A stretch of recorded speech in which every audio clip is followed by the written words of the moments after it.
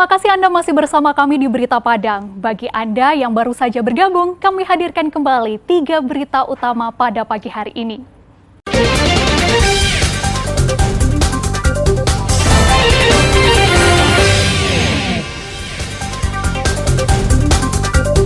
Lebih dari 37.000 siswa tamatan SMA sederajat tengah mengikuti ujian tulis berbasis komputer untuk masuk perguruan tinggi negeri tahun 2022 ini.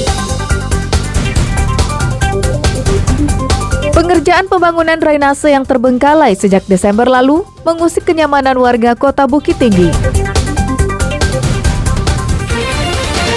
Agar tidak membahayakan warga, dahan dan ranting pohon pelindung di Pasaman Barat ditebang petugas.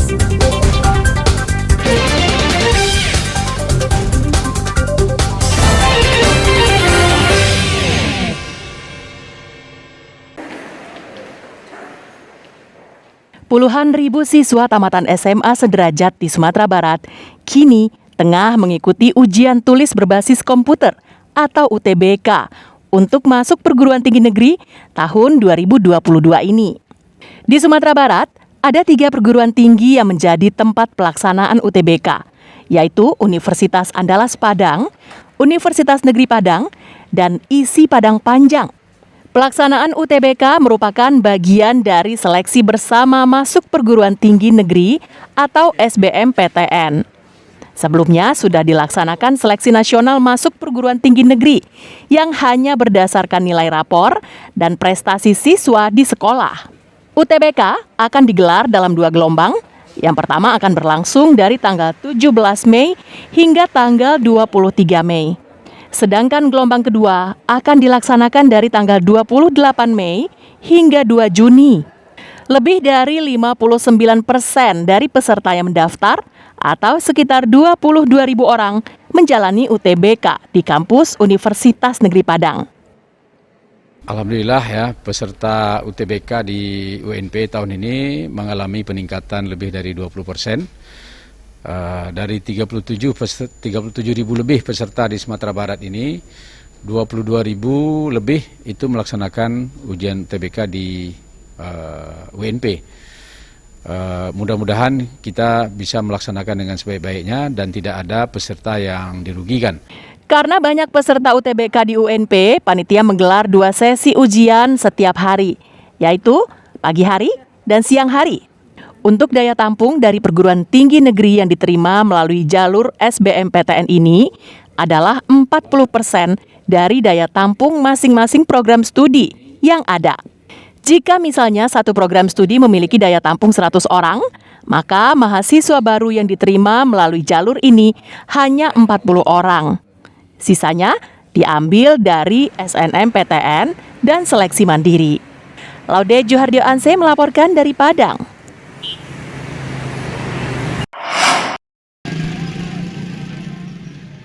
Masyarakat Kota Bukit Tinggi mengeluhkan pengerjaan drainase primer di sepanjang Jalan Pemuda hingga Jalan Perintis. Usai diputus kontrak oleh pemerintah kota, perbaikan drainase ini terbengkalai. Padahal drainase ini terletak di pusat Kota Bukit Tinggi. Hingga pertengahan Mei, pembangunan yang menelan anggaran hampir 13 miliar ini belum juga dilanjutkan. Akibatnya, sejumlah permasalahan bermunculan. Tidak hanya mengganggu kenyamanan pengguna jalan, bengkalai pembangunan drainase ini juga mengancam keselamatan dan kesehatan warga sekitar. Pembangunan drainase yang awalnya dibangun untuk mengatasi permasalahan banjir di Kota Bukit Tinggi menjadi sorotan publik. Pasalnya, galian membentang di sepanjang Jalan Perintis Kemerdekaan yang merupakan salah satu akses utama warga. Sangat banyak keluhan warga dari segi keamanan, sampah. Wah, semrawut kayak gini aja, nggak ada setelahnya melapor, memberitahukan nggak ada. Agar saling inilah untuk segera diselesaikan dan juga pikirkanlah nasib warga setempat yang terdampak dari pengerjaan ini drainase. Untuk mengatasi hal itu, pemerintah Kota Bukit Tinggi kembali melelang proyek pembangunan drainase ini. Dalam waktu dekat, kontraktor pemenang tender akan menyelesaikan pembangunan drainase ini hingga tuntas dengan anggaran sebesar hampir 5 miliar rupiah.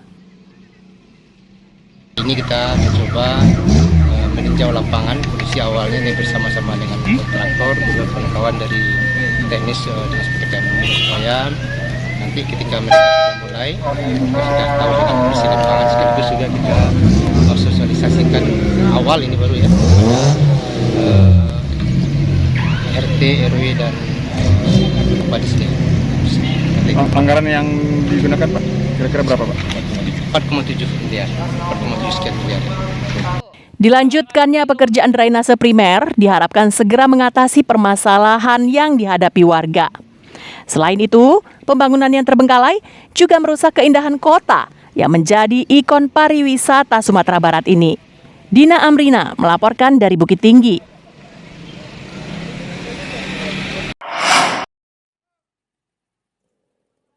Petugas gabungan Dinas Lingkungan Hidup Pasaman Barat, BPBD, Dinas Perhubungan dan PLN memangkas dahan-dahan pohon pelindung yang sudah lapuk di sekitar jalan lintas Tiku Simpang 4. Pemotongan dahan tersebut dilakukan untuk menjaga keselamatan warga dan pengguna jalan yang melintasi lokasi tersebut. Pemotongan dahan lapuk itu dimulai pada hari Minggu, yang berawal di Jalan Lintas Batang Toman, Nagari Lingkuang Awa, Kecamatan Pasaman, hingga ke Jalan Lintas Kinali, Kecamatan Kinali, dengan waktu pelaksanaan selama 6 jam per hari.